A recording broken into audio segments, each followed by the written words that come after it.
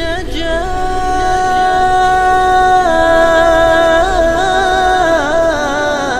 يزفنا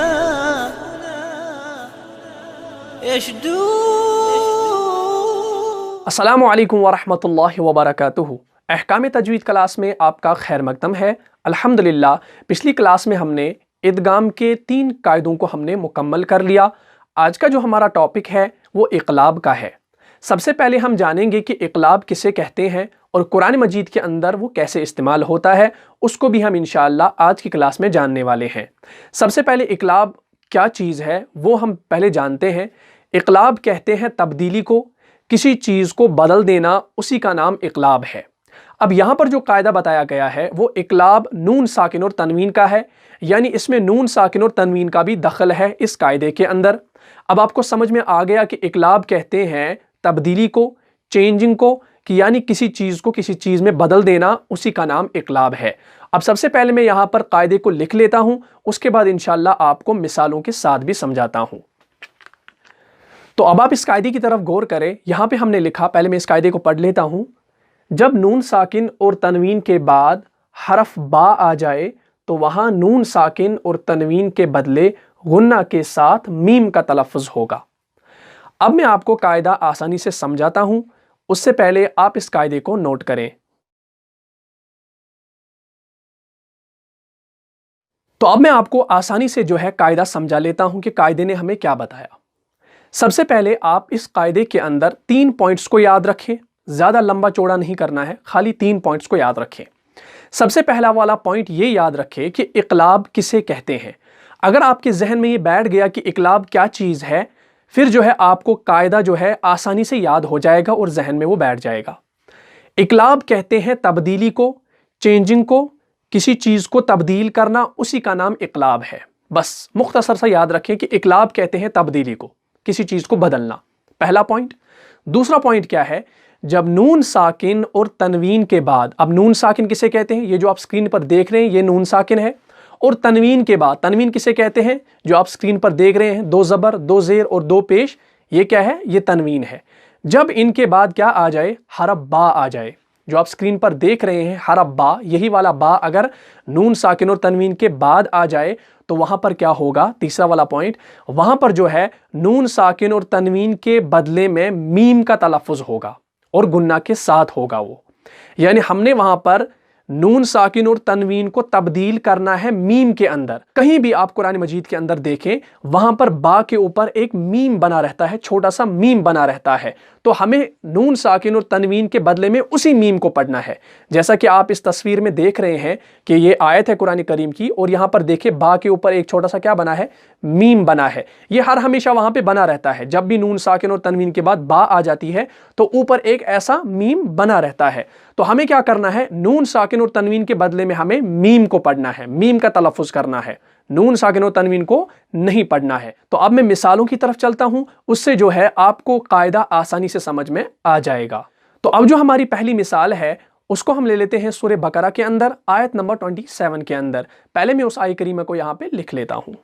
تو اب آپ اس آیت کریمہ پر غور کریں. ہم نے یہاں پر لکھا عہد اللہ من بعد میثاقہ. تو اب آپ یہاں پر دھیان دیں، یہاں پہ نون ساکن آ رہا ہے اور نون ساکن کے بعد حرف با آ رہا ہے. تو اب قاعدے کو یاد کرو کہ نون ساکن اور تنوین کے بعد اگر حرف با آ جائے تو وہاں پر کیا ہوگا؟ نون ساکن اور تنوین کے بدلے میں وہاں پر کس کو پڑھا جائے گا؟ میم کو پڑھا جائے گا. یعنی نون ساکن اور تنوین کو ہم تبدیل کریں گے میم کے اندر. اب یہاں پر آپ دیکھ سکتے ہیں یہاں پہ یہ چھوٹا سا میم بنا ہوا ہے. یہ ہر جگہ ہوتا ہے، جب بھی نون ساکن اور تنوین کے بعد با آ جاتا ہے تو وہاں پہ اوپر چھوٹا سا میم بنا رہتا ہے. تو ہمیں اسی میم کا تلفظ کرنا ہے. اس نون ساکن کو ہم نہیں پڑھیں گے، بلکہ ہم اس میم کو جو ہے، اس میم کو ہم سیدھا اس چھوٹے والے میم کے ساتھ ملا کر پڑھیں گے. اس نون کو ہم نہیں پڑھیں گے. اس نون کو کیوں نہیں پڑھیں گے؟ کیونکہ ہم نے اس نون کے بدلے میں اس میم کو پڑھا. یعنی ہم نے نون کے بدلے میں تبدیلی کیا کی؟ ہم نے نون کے بدلے میں میم کو تبدیل کیا. یعنی نون ساکن کو ہم نے نہیں پڑھا. اسی کا نام اقلاب ہے. تو جو یہاں پر قاعدہ ہوگا وہ کون سا ہوگا؟ اقلاب کا ہوگا. اور اقلاب کا قاعدہ کب ہوتا ہے؟ جب نون ساکن اور تنوین کے بعد با آ جائے. تو یہاں پر با آ رہا ہے نا، تبھی اقلاب ہو رہا ہے. یہاں پہ اگر یہاں پہ تا ہوتا، सा होता, जीम होता, तो यहाँ पर इकलाब नहीं होता, और ऊपर जो है ये छोटी सी मीम भी नहीं होती इसके ऊपर, तो यहाँ पर बा की वजह से यहाँ पर इकलाब होगा, क्योंकि नून साकिन और तनवीन के बाद आ रहा है। तो जब हम इसको पढ़ेंगे, अहदल्लाहि मिन बअदि मीसाक़िही, मीम, हमने इस मीम को जो है इस छोटे वाले मीम के साथ मिलाया, इस नून को हमने नहीं पढ़ा, इस नून को जो है मैंने यहाँ पे मिटा लिया। अब आप यहाँ पर इस मीम को जो है बराह रास्त इस छोटे वाले मीम के साथ मिलाकर पढ़ेंगे। कैसे? मिम मिम, और मिम को जो आप खींच रहे हो ना, वो आपको नाक में गुन्ना करना है 2 से 3 सेकंड तक का, हार्डली 2 सेकंड का आप इसमें गुन्ना करें। मिम बअदि मीसाक़िही, अहदल्लाहि मिम बअदि, मिम बअदि, मिम बअदि, मीम मीम ज़ेर मिम, हमने मिम पढ़ा, नून साकिन क्यों नहीं पढ़ा? क्योंकि हमने उसके बदले में तब्दील क्या किया, हमने उसके बदले में मीम को पढ़ा, छोटे वाले मीम को पढ़ा, तो इसी का नाम इक़लाब है। यानी हमने यहाँ पर तब्दीली जो की वो नून साकिन और तनवीन के बदले में हमने किसको पढ़ा? छोटे वाले मीम को पढ़ा, तो इसी का नाम इक़लाब है।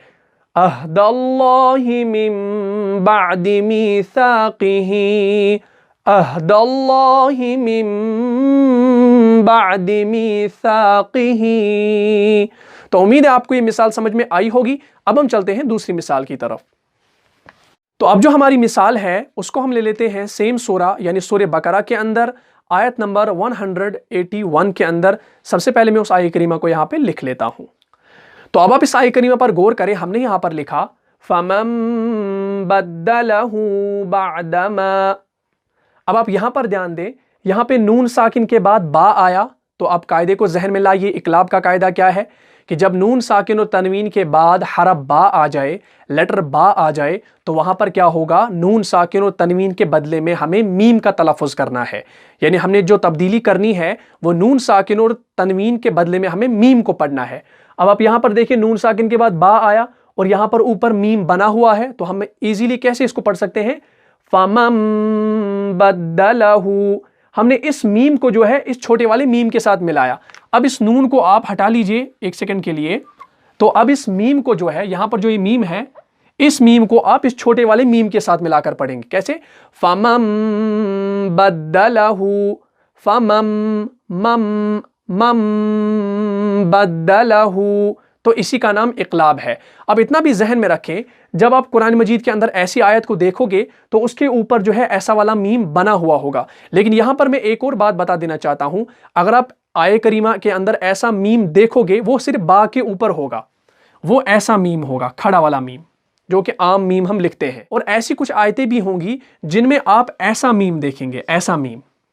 तो आपको इस बात का ख्याल रखना है कि ये जो वाला मीम है ये इक़लाब का मीम है जब ये कुरान मजीद के अंदर आए, और जो ये वाला मीम है, सीधा ये छोटा वाला मीम जो है, ये वक्फ का मीम है, हमें वहाँ पर वक्फ करना होता है। तो ये वक्फ के कायदे इंशाल्लाह आने वाली क्लास में हम पढ़ेंगे, लेकिन इतना यहाँ पर अभी मैं बता देता हूँ याद रखने के लिए कि वहाँ पर जब इक़लाब का मीम आएगा तो वो सीधा वाला खड़ा वाला मीम आएगा। लेकिन जो ये छोटा वाला मीम है, इस मीम को हम इक़लाब नहीं करेंगे, इसमें हम इक़लाब का कायदा नहीं करेंगे फिट। क्यों? क्योंकि ये वक्फ का मीम है। तो इस बात का आप ख्याल रखें। तो ऑलरेडी वहाँ पर बा के ऊपर मीम जो होगा वो दिया हुआ होगा, तो आपको उसी मीम का तलफ़ुज़ करना है। तो उम्मीद है आपको ये मिसाल समझ में आई होगी। अब हम चलते हैं तीसरी मिसाल की तरफ। तो अब जो हमारी तीसरी मिसाल है उसको भी हम ले लेते हैं सूरह बकरा के अंदर आयत नंबर 18 के अंदर। पहले मैं उस आयत करीमा को यहाँ पे लिख लेता हूँ। तो अब आप इस आयत करीमा पर गौर करें, हमने यहाँ पर लिखा सुम्मुम बुक्मुन उमियुन फहुम ला यरजिऊन। तो अब आप यहाँ पर ध्यान दें, यहाँ पर मीम के ऊपर तनवीन है। इससे पहले हम नून साकिन की मिसाल को देख रहे थे, अब देखिए यहाँ पर तनवीन आ गई, तो तनवीन के बाद बा आ गया। तो हमने कायदा क्या पढ़ा है? नून साकिन और तनवीन के बाद अगर हरफ बा आ जाए तो वहाँ पर इक़लाब होगा, यानी वहाँ पर तब्दीली होगी। कौन सी तब्दीली होगी? कि हमने वहाँ पर नून साकिन और तनवीन के बदले में मीम को पढ़ना है। तो अब यहाँ पर आप देख सकते हैं, यहाँ पर तनवीन है और तनवीन की आवाज़ कैसी होती है? मुन, मीम दो पेश मुन। हमने यहाँ पे अब मुन नहीं पढ़ना है, हम एक ही हरकत को यहाँ पर पढ़ेंगे, सीधा इस मीम के साथ मिलाकर हम इसको पढ़ेंगे। हम कैसे पढ़ते हैं? सुम्मुम, सुम्मुन नहीं पढ़ते हैं, मुन नहीं पढ़ते हैं। क्यों? हम तनवीन को नहीं पढ़ते हैं क्योंकि यहाँ पे इक़लाब का कायदा है, इसलिए हम यहाँ पर इक़लाब करते हैं। सुम्मुम मुम, मीम मीम पेश मुम, मीम मीम पेश मुम, सुम्मुम बुक्मुन उमियुन फहुम ला यरजिऊन, सुम्मुम बुक्मुन, सुम्मुम मुम बुक्मुन। तो उम्मीद है आपको ये मिसाल समझ में आई होगी। अब हम चलते हैं आखिरी मिसाल की तरफ, उसके बाद इंशाअल्लाह मैं आपको समझाता हूँ। तो अब जो हमारी आखिरी मिसाल है उसको हम ले लेते हैं सूरह बकरा के अंदर ही, आयत नंबर 282 के अंदर। पहले मैं उस आयत करीमा को यहाँ पर लिख लेता हूँ। तो अब आप इस आयत करीमा पर गौर करें। हमने यहाँ पर लिखा फ़इन्नहु फ़ुसूक़ुम बिकुम। अब आप यहाँ पर ध्यान दें, यहाँ पर आप देख सकते हैं तनवीन है, तनवीन के बाद बा आया, तो यहाँ पर कौन सा कायदा होगा? इकलाब का कायदा होगा। कैसे? नून साकिन और तनवीन के बाद अगर हरफ बा आ जाए तो वहाँ पर क्या होगा? इकलाब होगा। और इकलाब कहते हैं तब्दीली को, चेंजिंग को। तो हमने क्या करना है? तनवीन के बदले में हमें मीम को पढ़ना है, और वहाँ पे जो है मीम ऊपर छोटा सा बनाया हुआ होता है, तो हमने इस तनवीन के बदले में किस को पढ़ना है? मीम को पढ़ना है। तो जब हम इसको पढ़ेंगे फ़इन्नहु फ़ुसूक़ुम कुम कुम बिकुम, कुम बिकुम, कुम पढ़ा हमने, कौफ मीम पेश कुम। असल में क्या था? कौफ दो पेश कुन, कुन, लेकिन कुन नहीं है यहाँ पे, तो हमने तनवीन को नहीं पढ़ना है, हमने मीम का तलफ़ुज़ करना है। तो कैसे पढ़ेंगे? फ़इन्नहु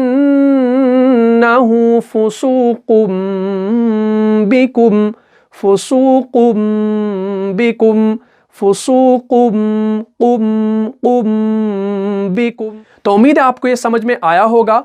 अब आप खाली इतना याद रखें, 3 पॉइंट्स जो है इकलाब के कायदे के अंदर आप याद रखें कि इकलाब कहते हैं तब्दीली को, चेंजिंग को, उसी का नाम इकलाब है, मुख्तसर सा।